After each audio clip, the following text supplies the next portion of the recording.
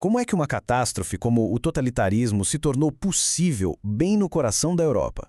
Hoje, a gente vai mergulhar fundo em uma das análises mais impactantes sobre o assunto, a de Hannah Arendt. Essa ideia, a de que seres humanos podem se tornar descartáveis, é de arrepiar. E é exatamente o centro do que a gente vai investigar. Para a filósofa Hannah Arendt, esse conceito é a chave de tudo. Arendt não via o totalitarismo como um acidente de percurso. Ela dizia que foi o resultado de uma tempestade perfeita, a junção de vários elementos históricos que, quando se combinaram, criaram algo nunca antes visto. Vamos dar uma olhada em cada um desses elementos. Então, o que é que tornava o totalitarismo tão diferente? Para Arendt, não era só mais uma ditadura, não. Era um tipo de mal completamente novo. Uma coisa que o mundo, de fato, nunca tinha visto. E aqui está o pulo do gato. O objetivo não era só controlar, era ir muito além. Era provar, na prática, nos laboratórios de aniquilação, que os seres humanos podiam ser transformados em meros conjuntos de reações previsíveis. Basicamente, torná-los supérfluos antes mesmo de serem exterminados. O primeiro ingrediente dessa receita catastrófica, segundo Arendt, foi a transformação de um ódio muito antigo numa arma política extremamente poderosa. Aqui Arendt faz uma distinção que é fundamental. O ódio aos judeus não era novidade, mas o antissemitismo moderno era outra coisa. Ele deixou de ser um preconceito religioso para virar uma ideologia secular, uma suposta chave para a história que explicava tudo, transformando os judeus no inimigo perfeito para um movimento que queria destruir a ordem toda. Essa posição única deles, espalhados por várias nações, sem uma classe social bem definida e muito dependente da estrutura do Estado, fez deles o alvo ideal. Para um movimento que queria destruir o próprio conceito de Estado-nação, atacar o grupo que mais tinha a ver com essa estrutura internacional era um passo lógico e, claro, devastador. Agora, vamos para o segundo elemento que a Arendt aponta, o imperialismo.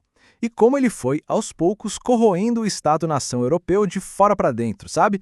Preparando o terreno para o que viria depois. O imperialismo não gerou só riqueza supérflua. Ele gerou, e isso é crucial, homens supérfluos. A ralé, como a Arendt chama, era formada por essa gente desenraizada, o refúgio de todas as classes, que se sentia inútil e estava pronta para seguir qualquer um que prometesse um propósito, por mais destrutivo que fosse. Essa lógica do imperialismo criou um jeito de fazer política que era completamente novo e perigosíssimo. O objetivo não era mais limitado, agora era a expansão pela expansão, um movimento perpétuo de acúmulo de poder que não tinha fim. Uma mentalidade que se encaixava perfeitamente no que viria a ser um movimento totalitário. A Arendt aponta para os horrores do imperialismo, que acabaram normalizando uma brutalidade extrema. No Congo belga, por exemplo, a população despencou quase 80%. Essa violência em escala industrial praticada longe de casa meio que preparou o terreno psicológico para o que viria a acontecer na própria Europa. Ok, agora vamos juntar as peças. Como é que esses dois elementos, de um lado um bode expiatório político, do outro uma massa de gente que se sentia inútil, se uniram para formar um movimento totalitário? Então, o ponto central é que o movimento totalitário não é um partido político comum.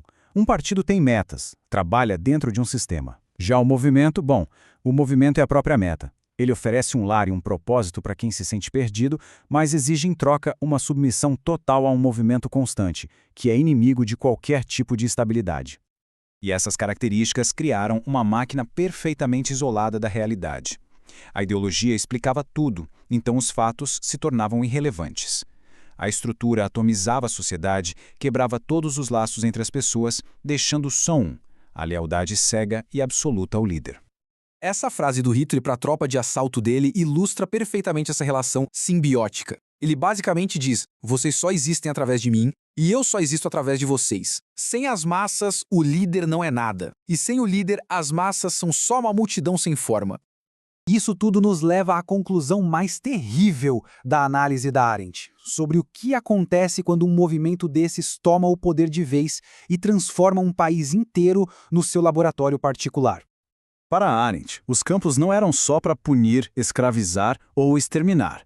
Eles eram o espaço onde a premissa central do totalitarismo era testada, a de que a natureza humana não é fixa e que os seres humanos podem sim ser transformados, despidos de sua individualidade e espontaneidade até se tornarem completamente supérfluos.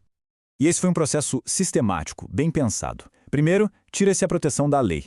Depois, destrói-se a bússola moral, tornando qualquer ato de bondade ou sacrifício inútil. E, por fim, ataca-se a própria identidade, a capacidade de uma pessoa de começar algo novo. O objetivo era provar que era possível tornar alguém totalmente supérfluo antes mesmo de matá-lo. E esse foi o ato final. O terror totalitário não só matava pessoas, mas buscava apagar qualquer vestígio de que elas um dia tivessem existido. A morte anônima em massa roubava o último ato significativo de uma vida, o seu fim, tornando a existência inteira algo sem sentido. A análise da Arendt, no fim das contas, não foi só um olhar para o passado, foi um aviso. Ela nos deu as ferramentas para reconhecer os elementos do totalitarismo, o desraizamento, a solidão, a lógica ideológica que podem ressurgir a qualquer momento. E essa é a questão que ela nos deixa, uma questão que continua tão relevante hoje quanto era quando ela escreveu.